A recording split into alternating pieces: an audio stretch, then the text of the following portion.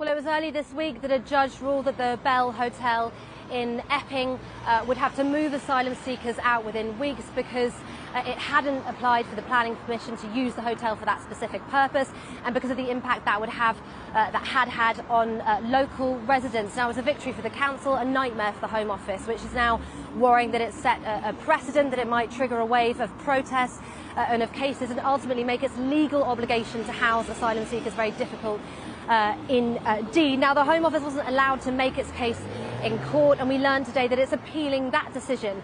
If that is then successful, it can appeal the ruling, and that would mean the Bell Hotel could continue to house asylum seekers and would stop other councils following suit. Now, here's the Home Office Minister Dan Jarvis speaking earlier.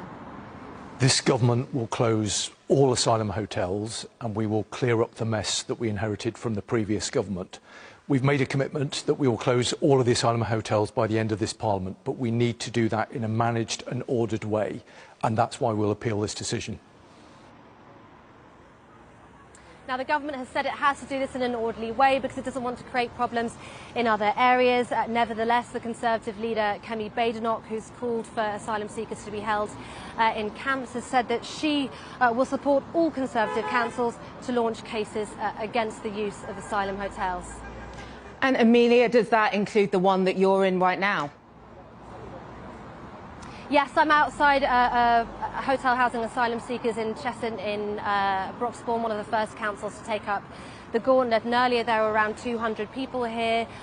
They were singing Rule Britannia, chanting Save Our Kids and Send Them Back. Now, I've had it confirmed by several sources that the majority of the people staying in that hotel are families. There are lots of children also. And earlier I spoke to the council leader here, the Conservative council leader. She told me she was doing everything she could in her power to launch a case against the use of this hotel, but she said she was concerned there might be a misconception that some of the disorder we saw in Epping had an impact on that judgment, something the government will be worried about too. There have been calls for more protests outside hotels housing asylum seekers this weekend, and Channel 4 News has learned that there will be at least 20 across the country.